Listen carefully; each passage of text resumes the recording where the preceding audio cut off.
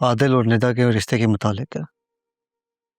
मैं जानती थी सिकंदर, अब तुम ये सिफारिश लेकर आने ही वाले हो, लेकिन एक बात मैं तुम्हें बता दूं, मैं अपना फैसला नहीं बदलने वाली। तो फैसला बदलने को कौन कह रहा है? तो फिर क्या कहना चाहते हो? आप ऐसा करें, जल्द से जल्द कोई रिश्ता देखकर आदिल की बात पक्की कर दें। मैं चाहता हूं कि शब्बी के आने से पहले ना सिर्फ ऐनी की छुट्टी हो बल्कि आदिल का निकाह भी हो जाए, ताकि शब्बी के आते साथ ही हम 2 शादियों की खुशियां मना सकें। तो तुम चाहते हो कि मैं आदिल का रिश्ता कहीं और कर दूं, फौरन कर दूं? मैं खुद भी यही चाहती हूँ सिकंदर। मैं आदिल के लिए लड़की ढूंढने के लिए बिल्कुल तैयार हूँ, लेकिन मैं डरती हूँ ना, आदिल मेरी बात मानेगा या नहीं मानेगा, मैं क्या करूंगी? अब आदिल को मनाना आपका काम है, वो आप कैसे करती हैं, दैट्स योर रिस्पॉन्सिबिलिटी। उसे मेरी बात माननी होगी, बस तुम 2 शादियों की तैयारी करो।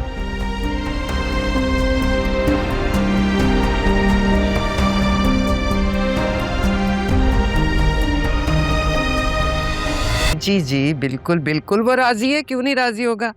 और फिर तुम तो जानती हो ना, आजकल के दौर में ऐसी बातें बच्चों की मर्जी के बगैर कहाँ तय होती हैं। हाँ हाँ, बल्कि आदिल क्या, मेरे तो पूरे घर को तुम्हारी बेटी बहुत पसंद है। हाँ फिर अगले हफ्ते होती है मुलाकात, लेकिन मेरी होने वाली बहू को लेकर जरूर आना। हो सकता है हम कोई छोटी मोटी रस्म ही कर दें। हाँ हाँ, मैं पूरा हफ्ता याद दहानी कराऊंगी, देखना तो तुम। ठीक, ओके, खुदा हाफिज। क्यों करें आप? मैं तुम्हारी माँ हूँ, माँ बाप की जिम्मेदारी होती है अपनी औलाद की शादी करवाना, मैं ये जिम्मेदारी निभाने की कोशिश कर रही हूँ। ये जानते हुए भी कि मैं किसी और को पसंद करता हूँ। मैं उसे बिल्कुल पसंद नहीं करती, और तुम्हारी शादी मेरी पसंद से होगी। अगर ऐसा ना हुआ तो मुझसे बुरा कोई नहीं होगा। मम्मी, मैं आपसे बहुत प्यार करता हूँ और मेरे दिल में आपकी बहुत कदर है, और आई एम श्योर आप भी मुझसे उतना ही प्यार करती हैं आपकी। तो फिर आप मेरे दिल की बात क्यों नहीं सुन रही? मेरे दिल में निदा है और वही मेरी खुशी है। मैं उस लड़की को बिल्कुल पसंद नहीं करती और उसे अपनी बहू नहीं बनाऊंगी। तो ठीक है, अगर आपने मुझे किसी के साथ जबरदस्ती बांधा ना, तो फिर उसकी जिम्मेदारी मुझ पे नहीं होगी। तो क्या करोगे तुम? क्या करोगे? धमकी दे रहे हो? समझाने की कोशिश कर रहा हूँ, इसके नताइज बहुत बुरे भी हो सकते हैं। फिर मत कहिएगा कि तुमने मुझे बताया क्यों नहीं।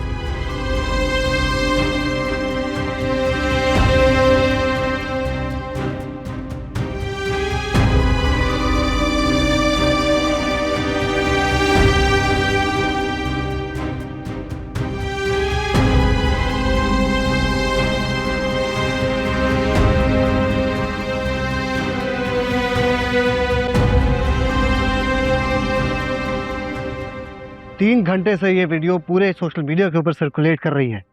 सब जानने वाले मुझे कॉल्स पर कॉल्स कर रहे हैं। मेरे और जावियार के आपस के इख्तिलाफात की खबरें गर्दिश कर रही हैं इंटरनेट के ऊपर, और तुम घोड़े बेचकर सो रहे हो।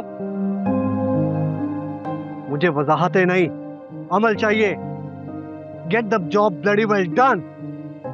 अगले 15 मिनट के अंदर मुझे ये वीडियो पूरे इंटरनेट से रिमूव चाहिए। Do you understand? Do you understand? Sikandar, क्या हो गया? किस पर गुस्सा कर रहे हैं आप? ये लो, देखो।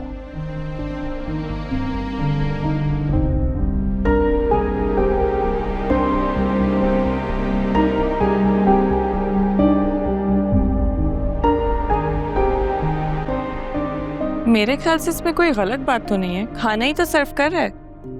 Are you serious? तुम जानती भी हो वो कौन है? जावियार सिकंदर, मेरा इकलौता वारिस। और तुम कह रहे हो कोई बड़ी बात नहीं है? सिकंदर, आप भी जानते हैं वो ये सब सिर्फ एनी को सपोर्ट करने के लिए कर रहा है। तो क्या एनी के लिए अपना बिजनेस डुबो देगा? मैंने आज तक अपनी जिंदगी में ऐसा शख्स नहीं देखा जो मोहब्बत में इस हद तक पागल हो जाए। आई एम सॉरी सिकंदर, लेकिन मोहब्बत ऐसी ही होती है, इतना ही पागल करती है। इसमें दुनिया के लोग क्या कहेंगे, उनके स्टैंडर्ड्स, ये सब मैटर नहीं करता। प्लीज मेरी, अब तुम ये अपनी प्यार की मोहब्बत की दुकान खोलकर मत बैठ जाओ। मीडिया से कॉल्स आ रही हैं कि आखिर ये लड़का कर क्या रहा है, और तुम कह रहे हो कि कोई इतनी बड़ी बात नहीं है। मुझे मीडिया और कारोबार का तो नहीं पता, लेकिन जावेद कुछ गलत नहीं कर रहा। वो सिर्फ एनी के साथ रहना चाहता है और शौहर होने के नाते उसका ये हक है।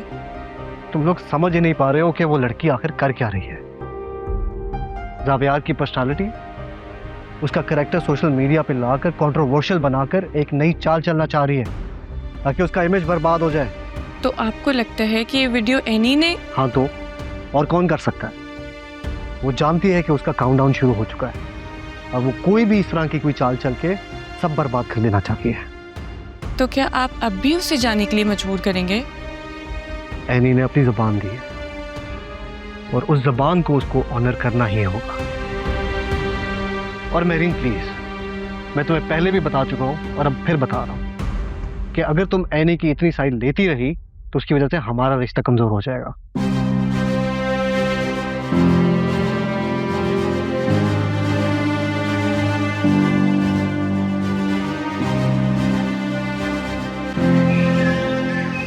और जावियार कैसे हो? बिल्कुल ठीक, आप बताएं आप कैसे हैं? अल्लाह का शुक्र। अस्सलाम वालेकुम। वालेकुम अस्सलाम। और मेरी बेटी कैसी है? मैं ठीक हूँ, आप बताएं। मेरा क्या है बेटा, पहले भी अच्छा था, आज तो मैं देख लिया तो और अच्छा हो गया। पप्पू आप? मैं तो ठीक ही हूँ, बस टांगों में दर्द रहता है। निदा बेटा, जी तुम अब्बू। सबके लिए चाय का जरा बंदोबस्त करो। शाबाश। जी अब्बू। अच्छा जावियार, मुझे पूछना तो नहीं चाहिए लेकिन फिर भी सुना है आजकल बहुत ऑफिस की छुट्टी हो रही है। बताओ। जी वो एक्चुअली बात यह है कि एक नई जॉब मिल गई है ना मुझे, तो बस इसलिए ब्रेक लिया हुआ ऑफिस से मैंने। जॉब? तो ऑफिस का क्या होगा? मैं बताती हूँ। जावियार साहब को कुक बनने का शौक चढ़ा है, इसलिए मेरे साथ किचन में है और ऑफिस से छुट्टियां भी ली हैं, वो भी पूरे 1 महीने की। ये तो बहुत अच्छा है, आई लाइक इट। जी बिल्कुल ऐसी ही बात है। अब देखिए मैं तो इसका हाथ बटा रहा हूँ ना, और इसको मेरी कदर ही नहीं है।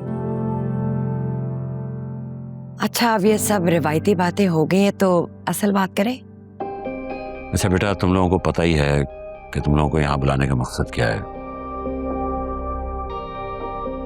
देखो बेटा, जीनत भाभी और किश्वर के दरमियान जो भी कुछ हुआ वो बहुत गलत था, लेकिन अब इन दोनों की जिद बच्चों की जिंदगी पे असरअंदाज हो रही है।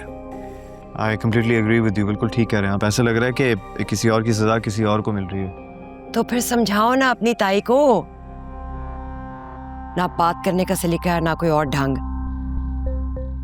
किश्वर, तुम खामोश हो। तो मैं पहले समझा चुका हूं कि इस मामले में तुम बिल्कुल नहीं बोलोगी।